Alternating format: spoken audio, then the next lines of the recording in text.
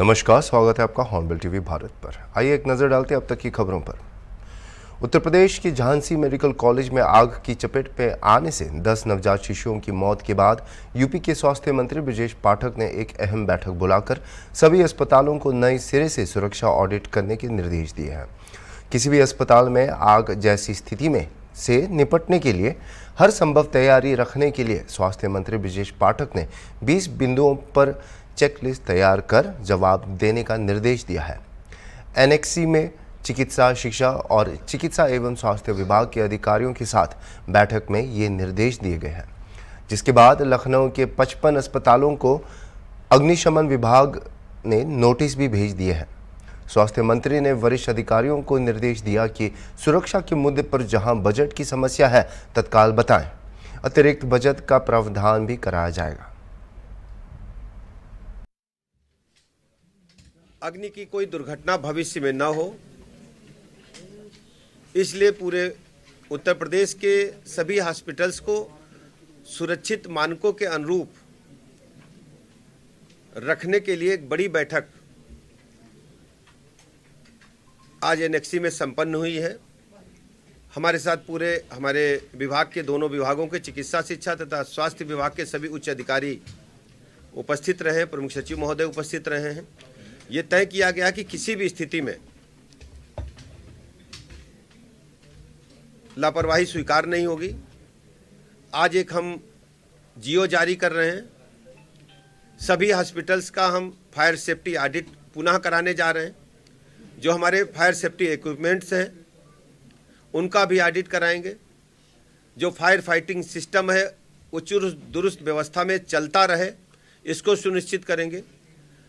24 घंटे हर वार्ड में एक व्यक्ति ट्रेंड रहेगा, जो हमारा वार्ड बॉय या पैरामेडिकल स्टाफ हो सकता है, जिसको ट्रेनिंग दी हुई 8-8 घंटे कम से कम एक व्यक्ति 24 घंटे में वार्ड में उपस्थित रहेगा। इस बात के भी निर्देश दिए गए हैं और तय किया गया कि किसी भी स्थिति में जो विद्युत लोड स्वीकृत है उससे अधिक यदि हम उपयोग में लाने का काम करते हैं तो विद्युत सुरक्षा विभाग तथा हमारे जो इलेक्ट्रिकल इंजीनियर्स हैं उनकी सहमति के बाद ही अतिरिक्त इक्विपमेंट्स को हम प्रयोग में लाने का काम करेंगे। और टेम्परेरी वायरिंग या एक्सटेंशन जो बोर्ड्स होते हैं उनको उपयोग में हम अस्पताल में जहां मरीज रहते हैं, चाहे आईसीयू हो या वार्ड्स हो, वहां पर नहीं रखेंगे। परमानेंट वायरिंग जो जितने एम्पियर की आवश्यकता है उतने एम्पियर की स्विचेज की भी या प्लग्स की हम उपयोग में लाने का काम करेंगे। जो भी इलेक्ट्रिकल सेफ्टी के नियम हैं उनके आधार पर हम आगे बढ़ेंगे, काम करेंगे। और शीघ्र से शीघ्र डीजी हेल्थ को और डीजीएमई को कहा गया है कि अपनी रिपोर्ट प्रस्तुत करें। आगे जैसा भी होगा हम पुनः आपको बताएंगे। प्राइवेट संस्थान जितने भी 50 बेड से ऊपर के हॉस्पिटल्स हैं उनसे भी हम स्वयं सीधा बात करेंगे। हमने अधिकारियों से कहा है कि उनसे सीधा हम वीडियो पर बात करना चाहते हैं, तो अभी हम उम्मीद करते हैं कि 1-2 दिन में हम आपको बताएंगे। मीटिंग के निर्देश दे दिए हैं और मैं स्वयं सीधे सबसे बात करूंगा। इस पर किसी की जवाबदेही तय की जाएगी? देखिए, वीडियो कॉन्फ्रेंस के माध्यम से हम सभी जो प्राइवेट हॉस्पिटल्स हैं उनके जो प्रबंधक गण हैं उनसे हम बात करेंगे और उसकी तिथि तय है, लेकिन चूंकि व्यवस्था ऑफिसर्स को करनी है, जैसे ही व्यवस्था सुनिश्चित हो जाएगी हम तिथि आपको बता देंगे। टेंटेटिव 20 तारीख अभी हमने कहा है कि 20 तारीख को आप लोग मीटिंग ऐसी कराएं, लेकिन टेक्निकली यदि संभव हुआ तो 20 को मीटिंग हो जाएगी। झांसी में जो घटना हुई है उसके दृष्टिगत रखते हुए डिप्टी सीएम साहब ने एक मीटिंग ली है, उसमें दिशा निर्देश जारी किए हैं अग्निशमन विभाग के लिए भी। हमारे डीजी साहब ने भी एक वीसी ली थी, उसमें भी जो है काफ़ी विस्तृत रूप से जो है उन्होंने दिशा निर्देश जारी किए हैं। इस संबंध में मैं अवगत कराना चाहता हूँ आपके माध्यम से। यहाँ पर जो हॉस्पिटल हैं वो 902 हॉस्पिटल हैं, 906 हॉस्पिटल हैं एज़ पर सीएमओ साहब की रिपोर्ट के अनुसार, जिसमें से हमने 80 को जो है नोटिस दिए रूल्स के अकॉर्डिंग, और उसमें से 55 की जो है लाइसेंस डिस्ट्रिक्ट की संस्तुति हम लोग सीएमओ साहब को दे चुके हैं कि इसमें अग्नि व्यवस्थाएँ नहीं है और भी कुछ एग्जिट प्रॉब्लम है, इस वजह से इनके लाइसेंस निरस्त किए जाए। बाकी हमारी टीमें लगी हुई हैं, जो जांच है वो कर रही है टीमें, जितने भी जो हॉस्पिटल सरकारी और प्राइवेट हैं सभी की जांच चालू है। सर नोटिस वो हुआ है, उसके बारे में क्या कर सकते हैं? हम लोगों ने काफ़ी पहले से हम लोग ये नोटिस देने का काम कर रहे हैं। ऐसा नहीं कि अभी हादसा हुआ है, क्योंकि हम एक नोटिस देते हैं उसमें कम से कम 30 दिन का समय तो रहता ही है, और उसके बाद जो है 15 दिन में उनको जवाब देना होता है। इसको कुछ नोटिस इशू करते हैं हम लोग। तो ये सब प्रक्रिया मतलब 2-3 महीने का प्रक्रिया है जब लाइसेंस नस्तीकरण के लिए हम पहुँचते हैं। तो काफ़ी पहले से जो है लखनऊ फायर सर्विस काम कर रही है। झांसी मेडिकल कॉलेज में हुए अग्निकांड के बाद प्रदेश सरकार ने अस्पतालों को लेकर सख्त कदम उठाए हैं। कल डिप्टी सीएम ब्रजेश पाठक ने एनेक्सी में स्वास्थ्य विभाग और अग्निशमन के डायरेक्टर्स के साथ एक अहम बैठक करी है, जिसमें उन्होंने सभी अस्पतालों के सुरक्षा के इंतजाम को फिर से ऑडिट करने के सख्त निर्देश दिए हैं। खासतौर पे आग जैसी घटनाओं से निपटने के लिए उन्होंने 20 बिंदुओं पर फिर से ऑडिट रिपोर्ट मांगी है और कहा है कि अगर अस्पताल में कोई भी स्विच खराब मिलता है या फिर अधिक क्षमता से ज़्यादा लोड मिलता है या फिर किसी भी तरीके की फायर से रिलेटेड चीज़ें सामने आती हैं तो उसके लिए निदेशक जिम्मेदार होगा। ऐसे में लखनऊ के अग्निशमन और अग्नि विभाग ने भी एक्शन मोड ले आए हैं। 85 अस्पतालों का निरीक्षण करके 55 अस्पतालों पर नोटिस चस्पा किया गया है, जिनको निर्देश दिया गया है कि वो अपनी सुरक्षा के इंतजाम को फिर से ऑडिट करके रिपोर्ट सौंपें। ऐसे में प्रदेश सरकार पूरे तरीके से अलर्ट है और ये प्रयास किया जा रहा है कि झांसी जैसी घटना फिर से दोबारा ना हो पाए। उप मुख्यमंत्री ब्रजेश पाठक खुद सड़कों पर उतरे हैं, अस्पताल जाकर के निरीक्षण कर रहे हैं और उन्होंने खास तौर से ये निर्देश दिया है कि 24 घंटे के अंदर इन 20 बिंदुओं पर जो ऑडिट रिपोर्ट के लिए कहा गया है वो सभी अस्पताल सबमिट करें। ये निर्देश सिर्फ लखनऊ ही नहीं पूरे उत्तर प्रदेश के तमाम अस्पतालों को लेकर उप मुख्यमंत्री ब्रजेश पाठक ने जारी कर दिया है। वीडियो जर्नलिस्ट अनिल सैनी के साथ Ashar Asrar, Hornbill TV, Lucknow. School games federation of India और उत्तर प्रदेश माध्यमिक शिक्षा विभाग द्वारा 68वीं राष्ट्रीय स्कूल खेल प्रतियोगिता अंडर 17 बालक और बालिकाओं की एथलेटिक्स प्रतियोगिता 26 से 30 नवंबर तक लखनऊ के गुरु गोविंद सिंह स्पोर्ट्स कॉलेज में आयोजित की जाएगी। इस प्रतियोगिता में देश भर के विभिन्न राज्यों, केंद्र शासित प्रदेशों, संगठनों और सोसाइटियों की कुल 45 इकाइयां भाग लेंगी, जिसमें लगभग 3,960 खिलाड़ी, कोच और टीम मैनेजर शामिल होंगे। उत्तर प्रदेश के मुख्यमंत्री योगी आदित्यनाथ की पहल के तहत यह प्रतियोगिता छात्रों के शारीरिक और मानसिक विकास को बढ़ावा देने के लिए आयोजित की जा रही है, जिससे स्कूली बच्चों को खेलों के साथ साथ कौशल विकास में भी मदद मिलेगी। एक तरह से माध्यमिक शिक्षा विभाग और SDFI की तरफ से हम लोग उपस्थित हुए हैं। SDFI के बारे में आपको थोड़ा सा बैकग्राउंड देते हैं।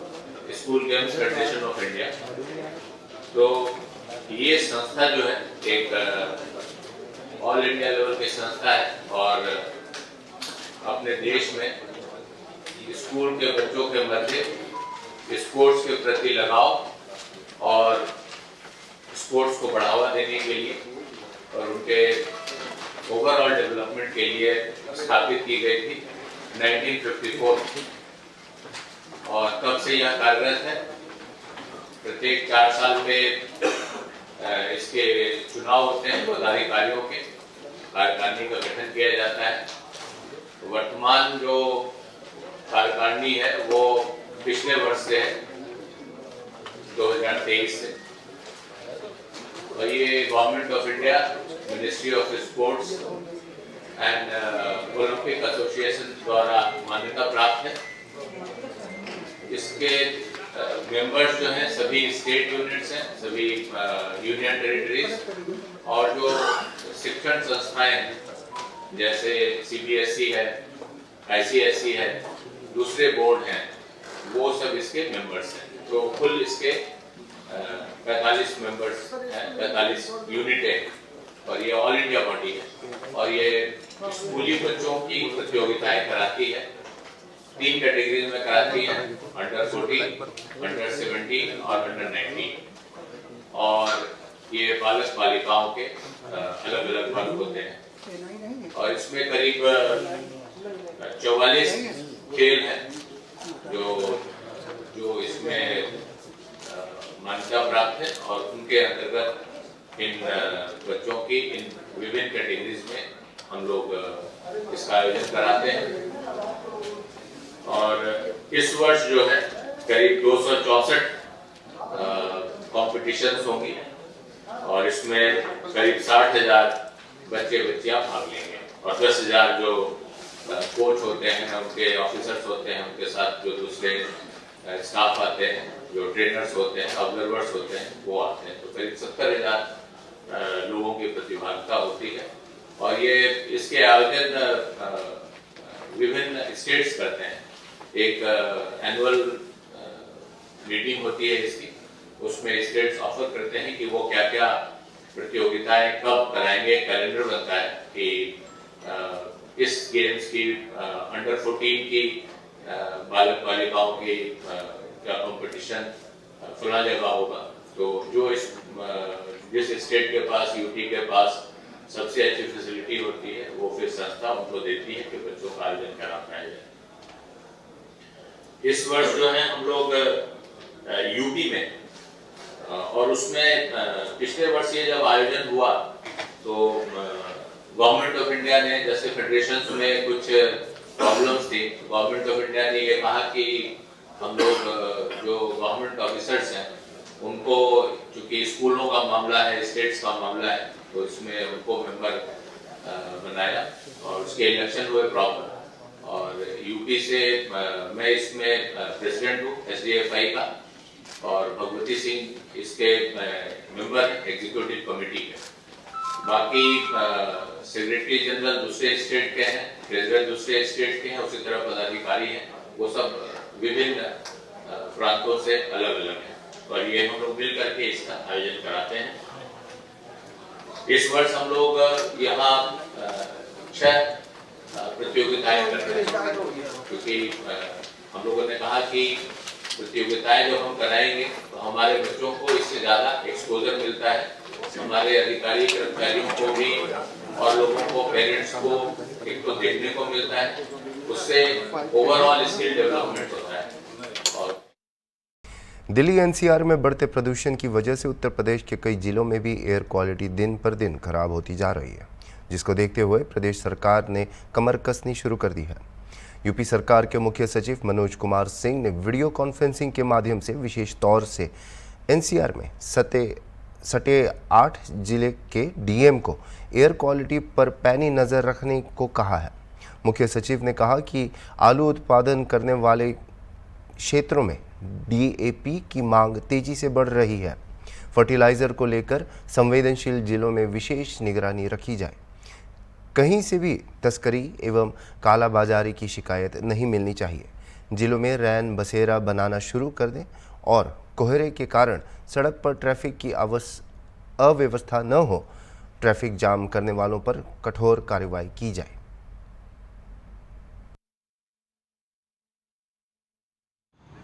बदलते मौसम के साथ वायु प्रदूषण दिल्ली को अपने चपेट में ले चुका है। अगर AQI की बात करी जाए तो दिल्ली की एयर क्वालिटी काफ़ी दूषित है, सांस लेना भी दूभर हो चुका है, 400 पार कर चुका है। इसका असर उत्तर प्रदेश में कम हो, इसको लेकर के राज्य सरकार ने कमर कस ली है, तैयारियां शुरू कर दी है। कल मुख्य सचिव के द्वारा वीडियो कॉन्फ्रेंसिंग करके तमाम जगहों के मंडलायुक्त को और उत्तर प्रदेश के सभी ज़िलों के लगभग DM को साथ में बैठक करी उन्होंने और वीडियो कॉन्फ्रेंसिंग करके आज जो खास तौर से NCR से सटे हुए 8 ज़िले हैं वहां पर दिशा निर्देश दिए हैं और कहा है कि AQI पे कंट्रोल किया जाए। इस वक्त हम सेंट्रल पॉल्यूशन के नियंत्रण के ऑफिस पे हैं, मौजूद हैं, जहां पर पूरी तरीके से तैयारी करी जा रही है। मुख्य बैठक भी हो रही है क्योंकि सचिव मनोज कुमार सिंह ने वीडियो कॉन्फ्रेंसिंग के माध्यम से इन जगहों के DM को एयर क्वालिटी पर पैनी नज़र रखने के लिए कहा है, जिसमें मेरठ, गाज़ियाबाद, शामली, बुलंदशहर, मुजफ्फरनगर, हापुड़, बागपत और गौतम बुद्ध नगर शामिल है। मंडलायुक्त के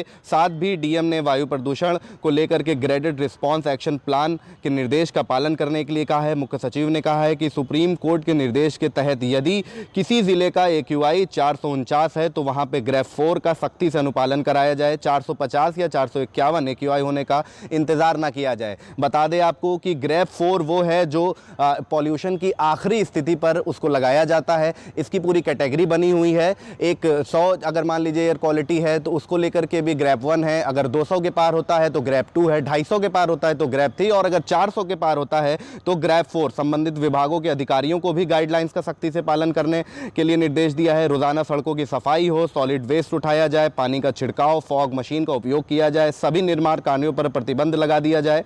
गाइडलाइन के मुताबिक एक्शन का असर दिखना भी चाहिए। जिन जिलों में पराली जलने की घटनाएं सबसे ज़्यादा सामने आती हैं वहां के डीएम को और मंडल आयुक्त को भी खास दिशा निर्देश दिया है कि विभाग इस पर पैनी नज़र रखे, इस तरीके की स्थिति ना उत्पन्न हो सके, क्योंकि कहीं ना कहीं बढ़ते पॉल्यूशन ने राज्य सरकार की भी नींद उड़ा दी है और सबसे बड़ा खतरा उनके लिए है पॉल्यूशन, क्योंकि इससे बीमारियां फैलती हैं। एक अभी मौसम में आपको साफ एक धुंध की मोटी चादर देखने को मिलेगी, क्योंकि जिस तरह से मौसम बदलता है और ख़ासतौर से दिवाली के बाद मौसम बदलता है और एयर क्वालिटी धीरे धीरे ख़राब हो जाती है। इसको लेकर के राज्य सरकार चिंतामय है। और लखनऊ की अगर बात करी जाए तो लखनऊ का एयर क्वालिटी भी 50 पार हो चुका है, जिसको देखते हुए यहाँ पर भी सख्ती से नगर निगम द्वारा स्मॉग गन से छिड़काव किया जा रहा है, जगह जगह पर साफ सफाई करी जा रही है। तो अब देखना होगा कि दिल्ली जैसी स्थिति उत्तर प्रदेश में ना उत्पन्न हो। इसको लेकर के जो मुख्य सचिव ने वीडियो कॉन्फ्रेंस करके दिशा निर्देश दिए, उसका किस तरीके से उत्तर प्रदेश के जिम्मेदार पॉल्यूशन बोर्ड के अधिकारी पालन करते हैं और कैसे इससे बचाव करते हैं। वीडियो जर्नलिस्ट अनिल सैनी के साथ अशर असरार, हॉर्नबिल टीवी, लखनऊ।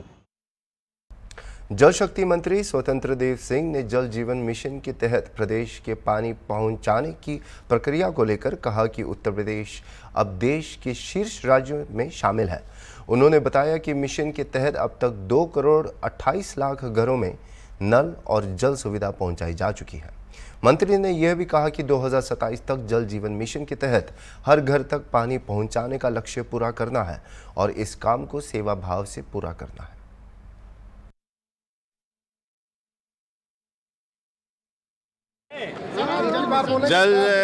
जल जीवन मिशन जिससे हम लोगों ने मंत्री बने थे उस समय बहुत नीचे पायदान पर थे, 1.9 कहा जाए या नीचे पायदान पर थे। आज अधिकारियों के, नीचे के सभी कर्मचारियों के जो टीम समूह या टीम भावना के कारण और परिश्रम के पराकाष्ठा के कारण आज देश के अंदर नंबर 1 नल कनेक्शन और घरों तक पानी पहुंचाने में जो माननीय मोदी जी का, योगी जी का सपना है, आज वो उत्तर प्रदेश में साकार हो रहा है। और अपने जीवन में लोगों के जीवन के अंदर आमूलचूल परिवर्तन हो। पानी एक महत्वपूर्ण है।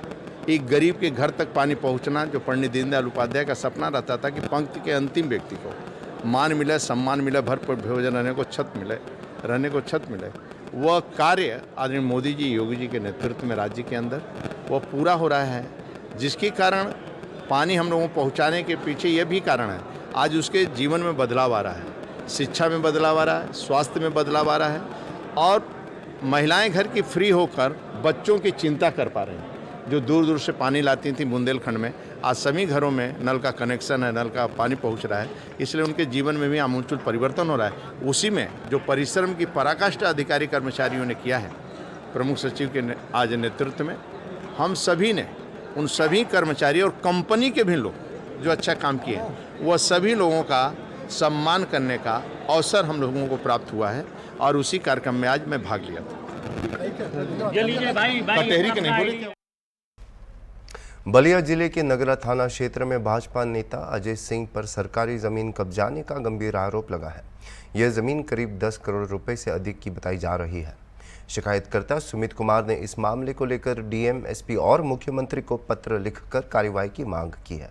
सुमित कुमार का आरोप है कि अजय सिंह, जो नरही के निवासी हैं, ने नगरा में स्थित सरकारी खेल मैदान पर अवैध कब्जा किया है। उन्होंने बताया कि अजय सिंह इस जमीन को कब्जाने के लिए हाई स्कूल की मान्यता प्राप्त करना चाहते थे, लेकिन जब विभाग ने फाइल का सत्यापन किया तो पता चला कि जिस जमीन पर मान्यता की फाइल थी वह पहले से ही खेल मैदान की है, जिसके बाद फाइल को रिजेक्ट कर दिया गया। रसड़ा तहसीलदार ने भी कब्जा हटाने और 1.5 करोड़ रुपए का जुर्माना लगाने का आदेश दिया है, लेकिन शिकायतकर्ता का कहना है कि अब तक अधिकारियों ने कोई ठोस कार्रवाई नहीं की। सुमित कुमार ने एक बार फिर से डीएम और मुख्यमंत्री से मदद की अपील की है।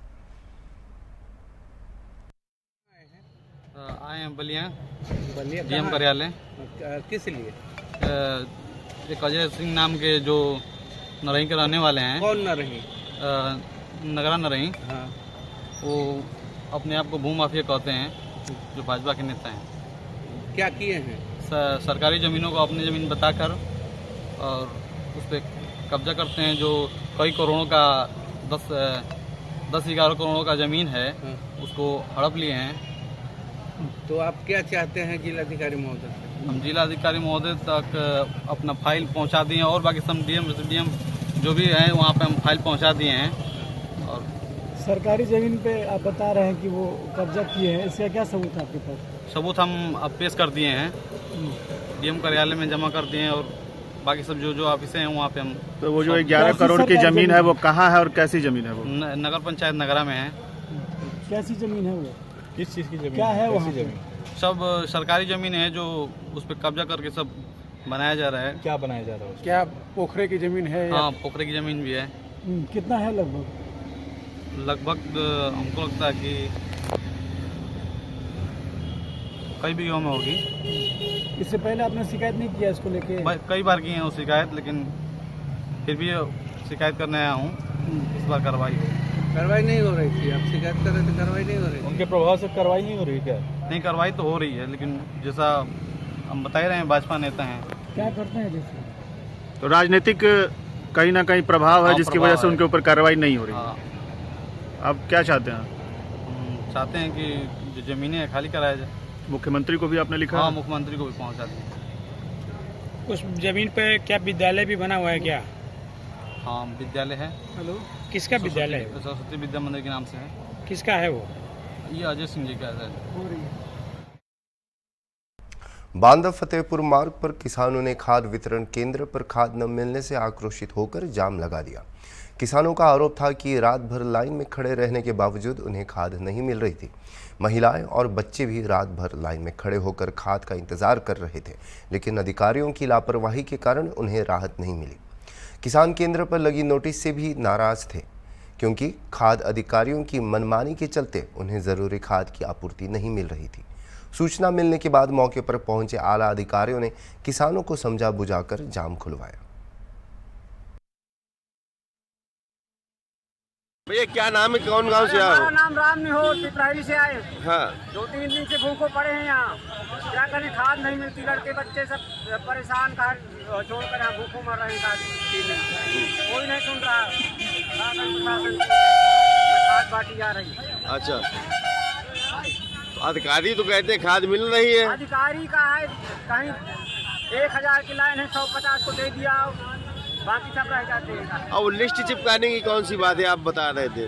लिस्ट चिपका गए हैं बेकार को, 8-9 बजे सबका है कि अब आज नहीं मिलेगी। बताओ, भूखों पड़े हैं कल से का।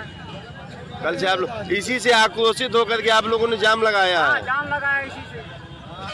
क्या मांग है, जाम लगाए हैं तो? अरे खाद मिलने की मांग है, और क्या हमें चाहिए? खेत सोने को पड़े हैं। अभी के लिए इतना ही, और खबरों के लिए आप देखते रहिए हॉर्नबिल टीवी।